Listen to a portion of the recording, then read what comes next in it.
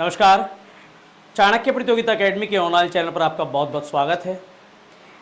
मैं मनोज सर आपके लिए करंट अफेयर की उसी सीरीज़ को आगे कंटिन्यू करते हुए आज की नई वीडियो लेकर आया हूं, जिसमें हम अप्रैल और मई साथ ही साथ जून के भी जितने इंपॉर्टेंट क्वेश्चंस हैं करंट अफेयर से रिलेटेड, हम उनके ऊपर चर्चा करेंगे। ठीक है, और उन सभी करंट अफेयर के क्वेश्चंस को बहुत ही डिटेल से और बारीकी से जानने का प्रयास करेंगे। तो चलिए टाइम वेस्ट ना करते हुए शुरू करते हैं। लेकिन आप लोगों से एक शिकायत ये है कि आप लोग वीडियो को लाइक नहीं करते यार। जितने लोग देख रहे हैं, जितने लोग देखते हैं वीडियोस को, उतने लोग लाइक नहीं करते। ठीक है, तो वीडियो को देखिए, लाइक करने में कुछ नहीं जाता, केवल एक क्लिक दबाना है। आप लोग रील्स भी देखते हैं ना, रील्स को देखने के लिए यूं करते हैं, बस आपको केवल इतना करना है, एक बार वीडियो को लाइक कर दो, शेयर कर दो, चैनल को सब्सक्राइब कर दो, कमेंट करके जरूर बताया करो वीडियो कैसी लगी। कम से कम लाइक तो किया करो यार। ठीक है, तो पहला स्टेज आपका यही है कि आप लोग लाइक करेंगे वीडियो को। तो चलिए टाइम वेस्ट ना करते हुए शुरू करते हैं हमारी आज की वीडियो।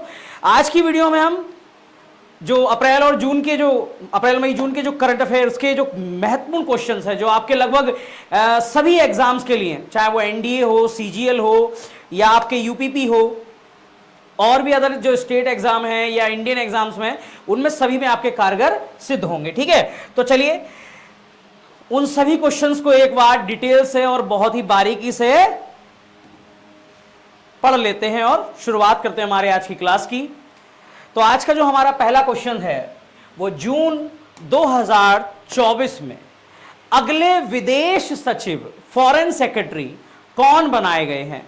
ठीक है, ध्यान रखना, यहां विदेश मंत्री की बात नहीं चल रही है, यहां बात चल रही है फॉरेन सेक्रेटरी यानी कि विदेश सचिव की।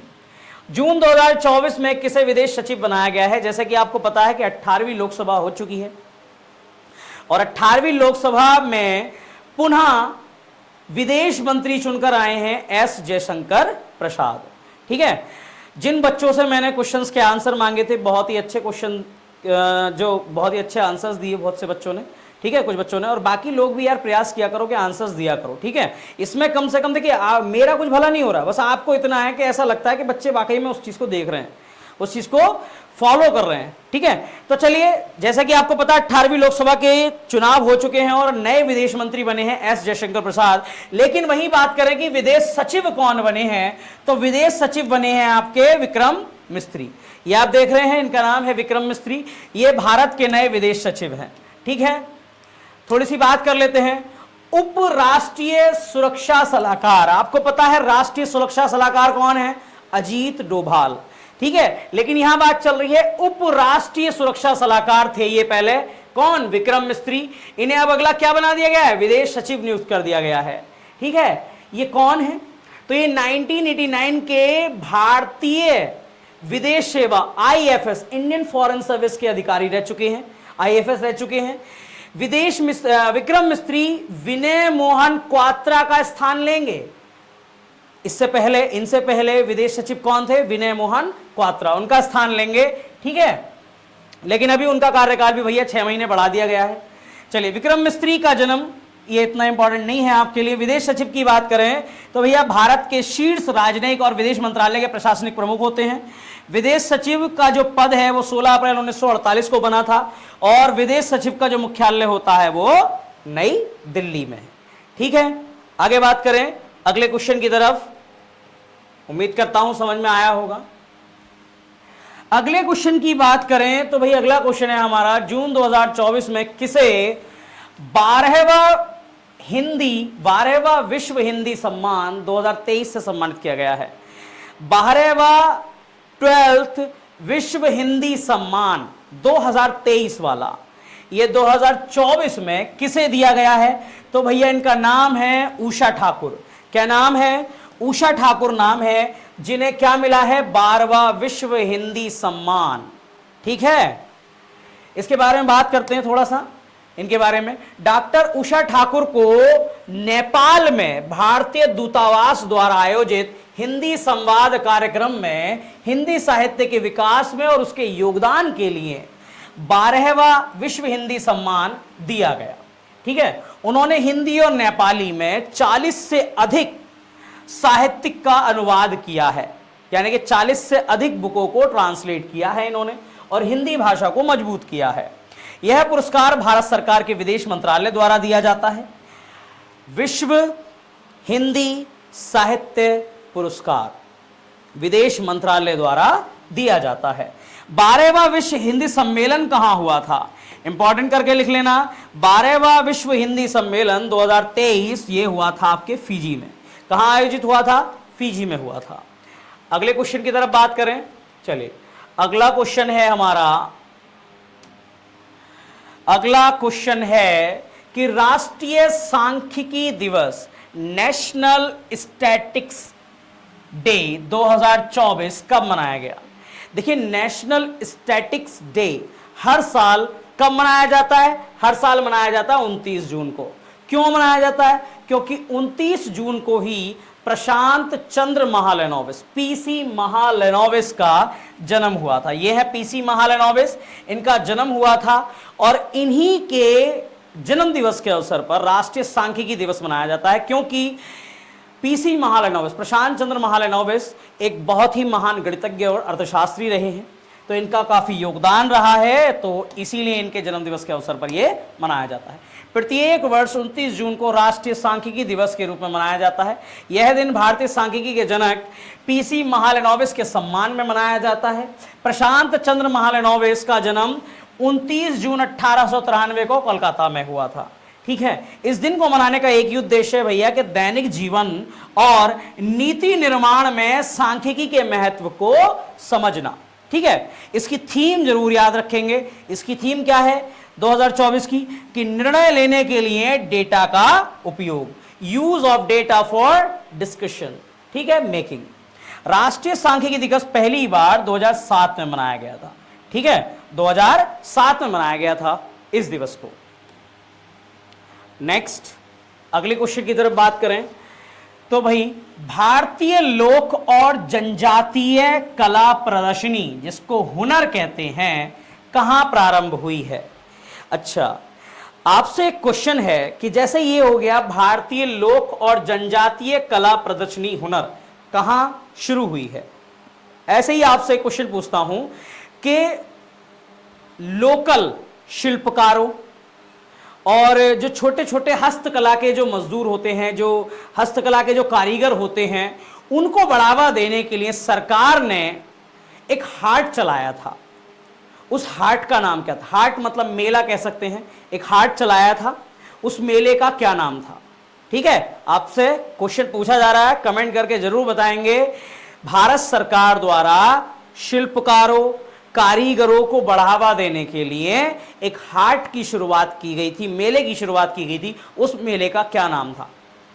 चलिए, भारतीय लोक और जनजातीय कला प्रदर्शनी जिसका नाम है हुनर, कहां प्रारंभ हुई है? तो भैया ये शुरू हुई है दुबई यूएई में। ठीक है, दुबई यूएई में शुरू की गई है, जहां पर क्या होगा? भारतीय कला और संस्कृति को दर्शाया जाएगा। ठीक है, दुबई आर्ट सेंटर ने एक प्रमुख और दीर्घकालिक कला संस्थान हुनर प्रदर्शनी का आयोजन किया है। प्रदर्शनी में भारतीय लोक और जनजातीय कला को दर्शाया जाएगा, प्रदर्शन किया जाएगा। इसमें कौन कौन सी कला का प्रदर्शन होगा? तो भैया उत्तराखंड की एक फेमस कला है ऐपन, बिहार की बहुत ही फेमस कला है मधुबनी कला, जिसको मिथिला कला भी बोलते हैं। महाराष्ट्र की एक कला है वर्ली कला। वर्ली कला क्या है? वर्ली कला विश्व के सबसे पुराने चित्र भीमबेटका के चित्रों के समान होती है। ठीक है, केरल की एक चित्रकला है जीवंत भित्ति चित्रकला। छत्तीसगढ़ की एक कला है जटिल मूरिया कला। ये सारी कलाओं का प्रदर्शन, जो कि एक भारतीय विरासत है, एक भारतीय संस्कृति है, इस विरासत का, इस प्रदर्शनी का जो प्रदर्शन है वो कहां चल रहा है? वो चल रहा है दुबई के आर्ट सेंटर में। क्लियर? अब बात करते हैं दुबई यानी कि यूएई के बारे में। यूएई आपका यूनाइटेड अरब अमीरात के बारे में। तो भैया ये एशिया का एक देश है, इसकी राजधानी है आबू धाबी, इसकी मुद्रा है दिरहम, और यहाँ के राष्ट्रपति, जिन्हें आप प्रिंस भी कह सकते हैं, क्राउन प्रिंस, ये कौन है? मोहम्मद बिन जायद अल नहयान। मोहम्मद बिन जायद अल नहयान। यहाँ के प्रधानमंत्री कौन है? मोहम्मद बिन राशिद अल मखतूम। ठीक है, मोहम्मद बिन राशिद अल मखतूम यहां के प्रधानमंत्री हैं। चलिए आगे बात करें, अगले क्वेश्चन की तरफ बात करते हैं। अगला क्वेश्चन है हमारा, जून 2024 में कौन सा देश अंतर्राष्ट्रीय सौर संगठन का 100वां सदस्य बना है? भाई साहब इंपॉर्टेंट करके लिख लेना, इस पर इंपॉर्टेंट करके लिख लेना। वैसे तो सारे ही क्वेश्चंस इंपॉर्टेंट हैं आपके लिए, लेकिन कुछ ऐसे हैं जिसको लगता है कि भाई ये तो ऐसे ही किसी भी पेपर में बन सकता है ये क्वेश्चन, तो ठीक है। तो उसी में से एक क्वेश्चन ये है, अंतर्राष्ट्रीय सौर संगठन का 100वां देश कौन सा बना है? मोस्ट इंपॉर्टेंट करके लिख लेना इस पर, ठीक है। तो पैराग्वे, पैराग्वे जो कंट्री है वो अंतर्राष्ट्रीय सौर संगठन का 100वां सदस्य बना है, ठीक है। पैराग्वे की बात करें तो पैराग्वे पूर्ण सदस्य के रूप में अंतर्राष्ट्रीय सौर संगठन में शामिल होने वाला 100वां सदस्य है, ठीक है। पैराग्वे ने नई दिल्ली में अंतर्राष्ट्रीय सौर संगठन को अपना समर्थन दस्तावेज प्रदान किया था। भारत और फ्रांस ने सौर ऊर्जा को बढ़ावा देने और पेरिस जलवायु समझौते के लक्ष्य का समर्थन करने के लिए, पेरिस जलवायु समझौता आपको एनवायरनमेंट में पढ़ाया जाता होगा ये, ठीक है, ईवीएस में पढ़ाया जाता है। पेरिस जलवायु समझौते के लक्ष्यों का समर्थन करने के लिए कौन सी COP21, COP21 मैंने आपको पहले भी बताया था, ये COP21, COP22, इस समय कौन सा चल रहा है? COP28, अगले साल क्या होगा? COP29, यानी कि पर्यावरण सम्मेलन होते हैं हर साल, हर साल पर्यावरण सम्मेलन होते हैं और इनसे क्वेश्चन 110% बनता ही बनता है, ठीक है। तो COP21 जब हुआ था, COP21 यानी कि जलवायु परिवर्तन सम्मेलन, 21 यानी कि 21वां सम्मेलन हुआ था। तो इसी 21वें सम्मेलन में सौर ऊर्जा को बढ़ावा देने के लिए और पेरिस जलवायु समझौतों के लक्ष्य को समर्थन देने के लिए अंतर्राष्ट्रीय सौर गठबंधन की शुरुआत की गई थी, ठीक है। अंतर्राष्ट्रीय सौर गठबंधन सौर ऊर्जा को बढ़ावा देता है, पेरिस जलवायु समझौते के नियमों को लोगों तक लागू करता है, ठीक है। अंतर्राष्ट्रीय सौर गठबंधन की बात करें तो 30 नवंबर 2015 को इसकी शुरुआत हुई। इसका जो मुख्यालय है वो गुरुग्राम हरियाणा में है। महानिदेशक हैं इसके अजय माथुर और नए सदस्य 99वां सदस्य कौन बना है? स्पेन। 98वां सदस्य कौन बना था? पनामा। 97वां सदस्य कौन बना है? यमन। 96वां सदस्य कौन बना? तो ये हंगरी। और 95वां सदस्य कौन बना? चिली। और 100वां सदस्य कौन बना है? पैराग्वे, ठीक है, ध्यान रखेंगे। अगले क्वेश्चन की तरफ बढ़ते हैं। ईवीएस में ऐसे क्वेश्चन बहुत ही इजीली पूछ लिए जाते हैं, ईवीएस से आपके क्वेश्चन बनते ही बनते हैं और ईवीएस में ज्यादा हार्ड नहीं, यही सब चीजें पूछी जाती हैं। चलिए, एक बहुत ही फेमस राइटर हैं, नाम सुना होगा आपने, अरुंधति रॉय, ये हैं वो। बात करते हैं किसे प्रतिष्ठित पेन प्रिंटर पुरस्कार 2024 से सम्मानित किया गया? पेन प्रिंटर पुरस्कार 2024 से किसे सम्मानित किया गया है? तो जैसे कि आप देख पा रहे हैं, इनका नाम है अरुंधति रॉय। अरुंधति रॉय, ठीक है, बहुत ही फेमस राइटर है भारत की ये।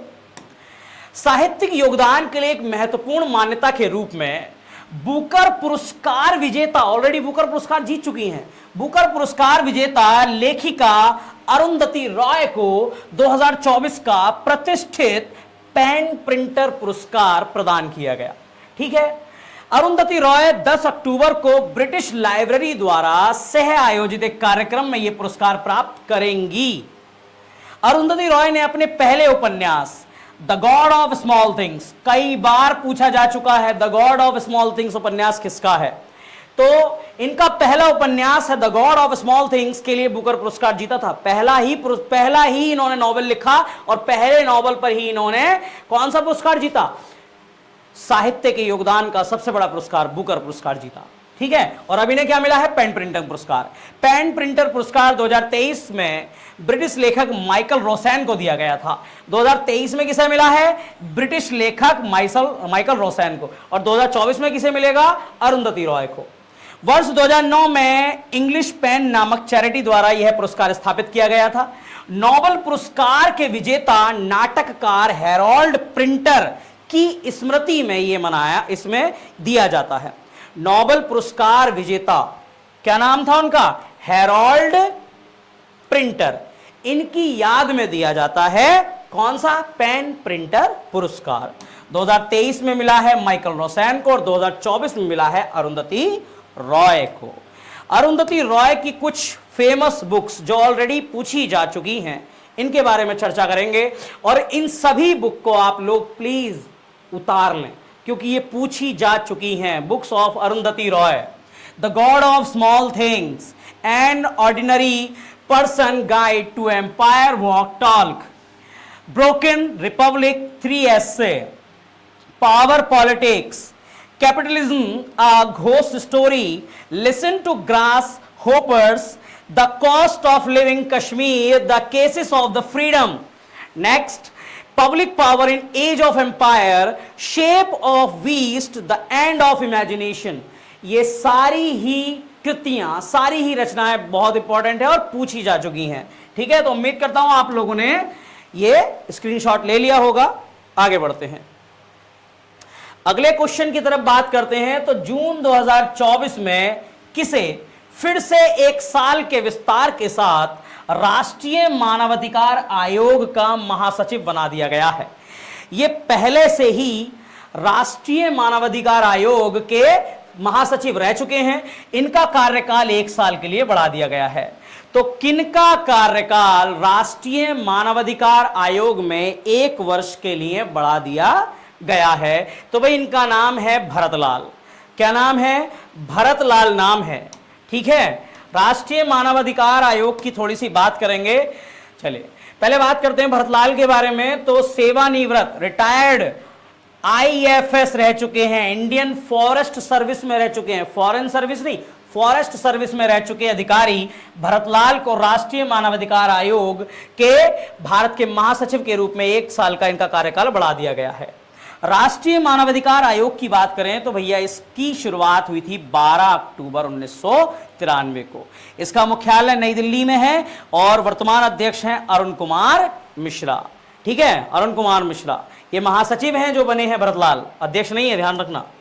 चलिए आगे बात करें अगले क्वेश्चन की तरफ। तो अगला क्वेश्चन है आपका, जून 2024 में किस राज्य की विधानसभा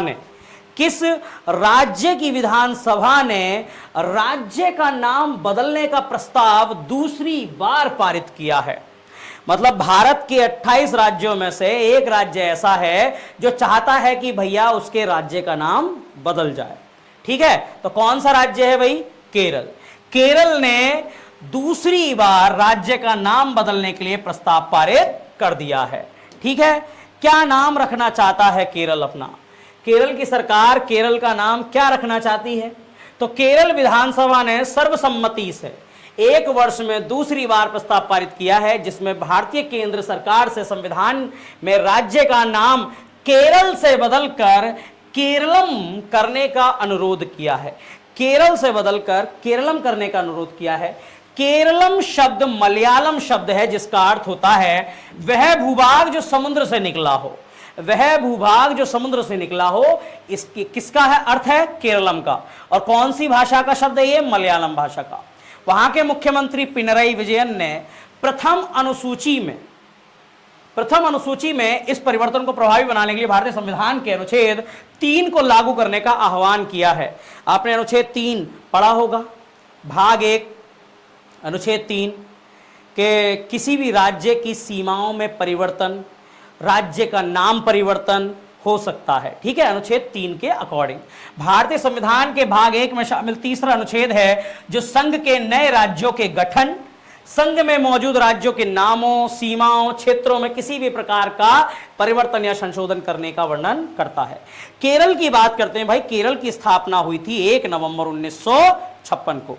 ये राजधानी है तिरुअनंतपुरम और यहाँ के जो मुख्यमंत्री हैं वो हैं पिनरई विजयन और राज्यपाल हैं आरिफ मोहम्मद खान। कौन है? आरिफ मोहम्मद खान। उम्मीद करता हूं समझ में आया होगा सभी के। आगे बढ़े, अगले क्वेश्चन की तरफ बढ़ते हैं। अगला क्वेश्चन है हमारा, जून 2024 में दुनिया के नंबर 1 पैरा बैडमिंटन खिलाड़ी कौन बने हैं? देखिए पहली बात यहां समझने वाली चीज है, कौन से खिलाड़ी हैं ये? बैडमिंटन खिलाड़ी हैं। लेकिन बैडमिंटन में भी कौन सी कैटेगरी में आते हैं? Para badminton.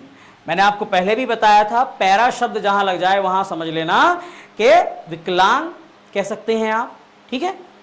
तो पैरा बैडमिंटन खिलाड़ी पहले दुनिया के नंबर 1 पैरा बैडमिंटन खिलाड़ी कौन बने हैं, तो भाई इनका नाम है सुहास यथिराज। क्या नाम है? सुहास यथिराज। ये दुनिया के नंबर 1 पैरा बैडमिंटन खिलाड़ी बन चुके हैं। और ये पैरा बैडमिंटन खिलाड़ी तो अब बने हैं दुनिया के नंबर 1, पहले ये क्या रह चुके हैं भैया? उत्तर प्रदेश कैडर के आईएएस अधिकारी, आईएएस अधिकारी हैं ये, ठीक है। इन्होंने फरवरी में इंडोनेशिया में फ्रेडी सेतियावान को पछाड़कर विश्व चैंपियनशिप का खिताब भी जीता था, ठीक है। आईएएस अधिकारी रह चुके हैं उत्तर प्रदेश में ये। भारत के पैरा बैडमिंटन खिलाड़ी सुहास यथिराज नवीनतम वर्ल्ड पैरा बैडमिंटन क्या कहते हैं फेडरेशन में वर्ल्ड रैंकिंग में फ्रांस के दिग्गज खिलाड़ी जिनका नाम था लुकास माजूर को हराकर दुनिया के नंबर 1 खिलाड़ी बन गए हैं, ठीक है। सुहास के नाम पर अब तक 60,527 अंक हैं। अंक दिए जाते हैं हर खिलाड़ी को, जिससे तय होता है कि कौन सा खिलाड़ी किस रैंक पर है। अब तक इनके पास 60,527 अंक हैं और फ्रांस के जो प्रतिद्वंदी हैं उनके पास कितने हो गए अब? 58,953। तो दुनिया के पहले नंबर 1 खिलाड़ी अब कौन बन गए हैं? सुहास, ठीक है। चलिए आगे बात करें, अगले क्वेश्चन की तरफ बात करते हैं। अगला क्वेश्चन है हमारा, कारगिल युद्ध के नायकों को, कारगिल युद्ध के नायकों को श्रद्धांजलि स्वरूप, श्रद्धांजलि देने के लिए भारतीय सेना ने कहां खालूबार युद्ध स्मारक पर्यटकों के लिए खोल दिया है। खालूबार युद्ध स्मारक, ये एक ऐसा स्मारक है जो कारगिल में शहीद हुए जितने भी सैनिक थे उनकी याद में बनवाया गया था और अब वो पर्यटकों के लिए खोल दिया गया है। कारगिल युद्ध के नायकों को श्रद्धांजलि स्वरूप भारतीय सेना ने कहा खालूबार युद्ध स्मारक को पर्यटकों के लिए खोल दिया है। तो भैया ये है लद्दाख में। कहां है? लद्दाख में है। आगे बात करें, लद्दाख में भारतीय सेना ने 26 जुलाई को कारगिल विजय दिवस 26 जुलाई की 25वीं वर्षगांठ थी, ये भी ध्यान रखना, के अवसर पर कारगिल युद्ध के नायकों को श्रद्धांजलि देने के लिए जो खालूबार युद्ध स्मारक था वो पर्यटकों के लिए खोल दिया गया है। लद्दाख की प्रसिद्ध आर्यन घाटी में स्थित है। देख ली, एक क्वेश्चन से ही कई सारे क्वेश्चन बन जाते हैं। यहीं से ज्योग्राफी का एक क्वेश्चन बन गया कि आर्यन घाटी कहां है? लद्दाख में। लद्दाख की आर्यन घाटी में यह स्मारक उन सैनिकों की बहादुरी और बलिदान की यादों से भरा है जिन्होंने युद्ध के दौरान घाटी को पुनः प्राप्त करने के लिए लड़ाई लड़ी थी। ठीक है, समझ में आया? चलिए अगले क्वेश्चन की तरफ बात करते हैं हम।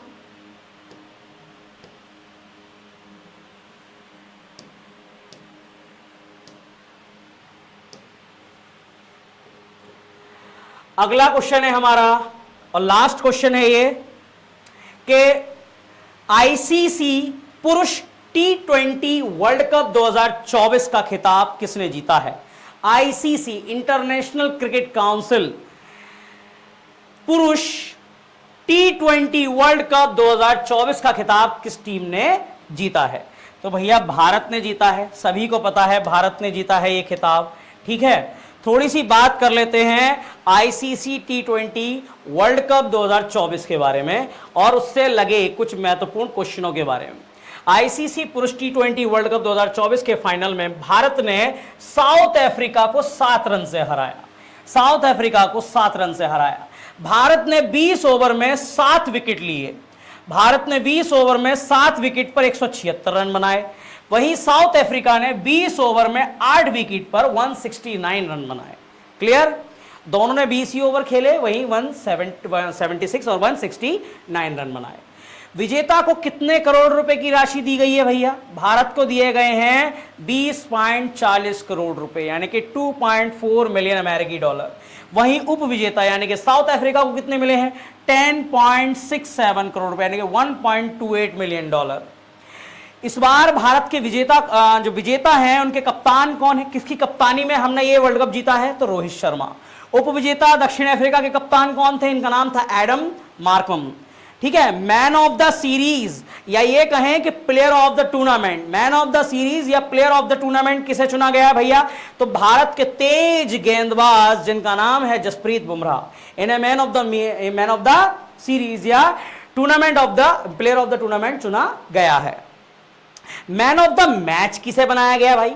तो मैन ऑफ द मैच भारतीय बल्लेबाज विराट कोहली को मैन ऑफ द मैच चुना गया है। ठीक है, बने हैं।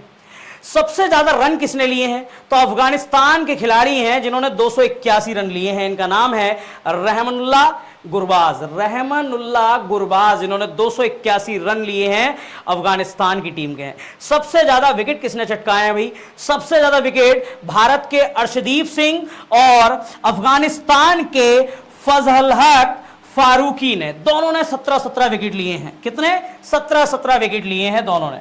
ठीक है, स्क्रीनशॉट ले लें आप लोग, आगे बढ़ें।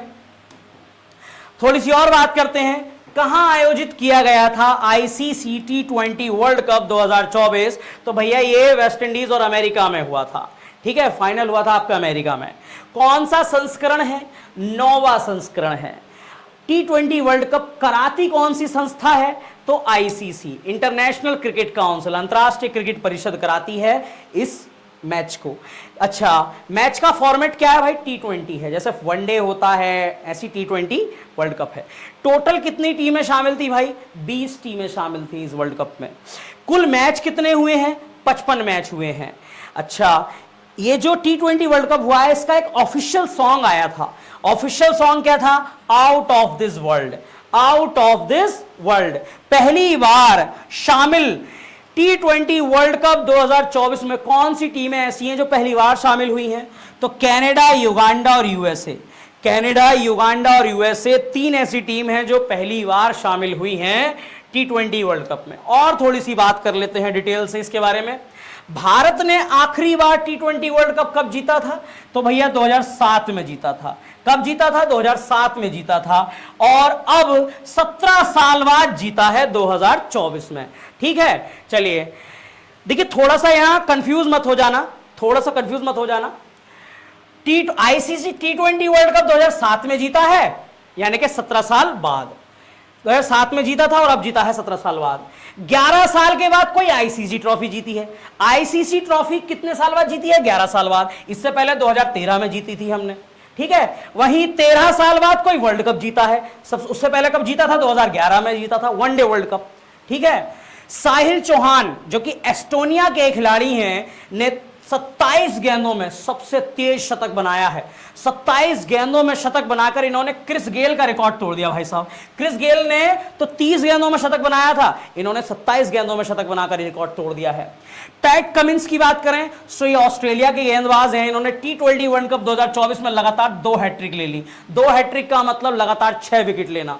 ठीक है, आईसीसी पुरुष T20 वर्ल्ड कप 2020 क्रिकेट की अंतरराष्ट्रीय चैंपियनशिप है। इसका आयोजन प्रत्येक 2 वर्षों में, 2 वर्षों के बाद किया जाता है। ठीक है, आईसीसी के द्वारा किया जाता है प्रत्येक 2 वर्षों के बाद। आईसीसी T20 वर्ल्ड कप का आयोजन पहली बार 2007 में दक्षिण अफ्रीका में किया गया था। पहली बार 2007 में दक्षिण अफ्रीका में किया गया था और उसी को हमने जीत लिया था। क्लियर? रोहित शर्मा सभी आईसीसी पुरुष T20 वर्ल्ड कप खेलने वाले, ठीक है, इसके साथ दोनों वर्ल्ड कप 2007 और 2024 में खेलने वाले पहले भारतीय खिलाड़ी बन गए हैं। रोहित शर्मा पहले भारतीय ऐसे खिलाड़ी हैं जो ना सिर्फ 2007 में भी खेले और 2024 में भी खेले, बल्कि इन्होंने आईसीसी के सारे मैच खेले हैं। आईसीसी के सारे मैच खेले हैं इन्होंने। आगे बात करें, 2 बार विजेता टीम कौन कौन सी रह चुकी है भाई? 2 बार विजेता टीम तो भैया भारत ने जीता है 2007 और 2024 में, वेस्ट इंडीज ने जीता है 2012 और 2016 में, इंग्लैंड ने जीता है 2010 और 2022 में। आईसीसी T20 वर्ल्ड कप का आयोजन स्थल की बात कर लेते हैं तो ध्यान रखना 2021 में कहां आयोजित हुआ था? ओमान और यूएई में। 2022 में हुआ था ऑस्ट्रेलिया में। 2023 में हुआ था अमेरिका और वेस्ट इंडीज में, जो कि अभी, ठीक है, 2024 में, सॉरी। 2026 में कहां आयोजित होगा? तो भारत और श्रीलंका में। आगामी आईसीसी T20 वर्ल्ड कप कहां आयोजित होगा? भारत और श्रीलंका में।